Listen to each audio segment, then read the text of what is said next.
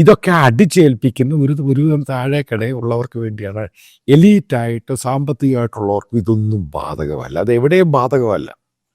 അവർ മറ്റുള്ളവരുടെ മേളിൽ ഇത് നടപ്പിലാക്കി അവിടെ മൃഗീയ ഈ മതം അങ്ങോട്ട് കുത്തിക്കയറ്റിയിട്ട് അതിനെ ഭരിക്കാൻ ശ്രമിക്കും. ഇത്രയേ ഉള്ളൂ ഇതിൻ്റെ അകത്തെ കാര്യം. ഇതാണ് അതിൻ്റെ യാഥാർത്ഥ്യം എന്ന് പറയുന്നത്.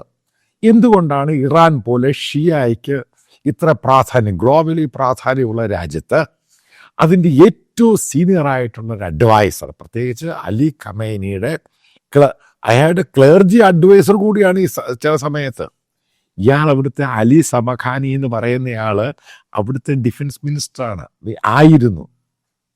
അതിനുശേഷം റിയർ അഡ്മിറലായിട്ട് ഇയാൾക്ക് കൂടുതൽ പവർ കൊടുത്തു. ഇയാളെല്ലാം കൂടെ ചേർന്നാണ് ഈ പാവം പിടിച്ച ഹിജാബിൻ്റെ അജിറ്റേഷൻ നടത്തിയവരെല്ലാം കൂടെ അട്ടിച്ചൊതുക്കിയത്. എത്ര പേരെയാണ് കൊലപ്പെടുത്തിയത്.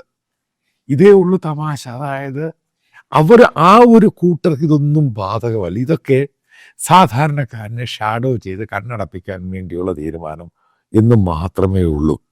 ഇതാണ് ഇതിൻ്റെ യാഥാർത്ഥ്യം. ഞാൻ വേറൊരു കാര്യം കൂടെ പറയാം. ഞാൻ ഈ ലാസ് വെഗാസിൽ അമേരിക്കയിൽ പോയ സമയത്ത് അവിടെ ഞാൻ താമസിച്ച ഹോട്ടലിൽ, അപ്പം അവിടെ ഞാൻ ഇതുമായിട്ട് അന്വേഷിച്ച് കഴിയുമ്പോൾ ആ ഹോട്ടലിൽ മുഴുവനും വലിയൊരു ശതമാനം അവിടെ റിച്ചായിട്ടുള്ള മിഡിൽ ഈസ്റ്റിൽ നിന്നുള്ള ആൾക്കാരാണ് താമസിക്കുന്നത്. ചൂതാട്ടമാണ് ലാസ് വെഗാസ്. ആലോചിച്ചോണം. ലാസ് വെഗാസിന് അറിയപ്പെടുന്ന സിൻ സിറ്റി എന്നാണ്, പാപികളുടെ സിറ്റി എന്നറിയപ്പെടുന്ന പണ്ട് പോലെ. കാരണം എല്ലാ പരിപാടിയും അവിടെ ഉണ്ട്, അവൈലബിളാണ്, പബ്ലിക്കിൻ്റെ മുമ്പിൽ എല്ലാം അവൈലബിൾ. ലാസ് വെഗാസിൽ മാത്രമാണ് എൻ്റെ അറിവിൽ പബ്ലിക്കായിട്ട് മദ്യം കഴിക്കാൻ പറ്റുന്ന സിറ്റി. ആ റൗണ്ടിൽ അത് പോയി കഴിയുമ്പോൾ നിങ്ങൾക്ക് മനസ്സിലാകാം.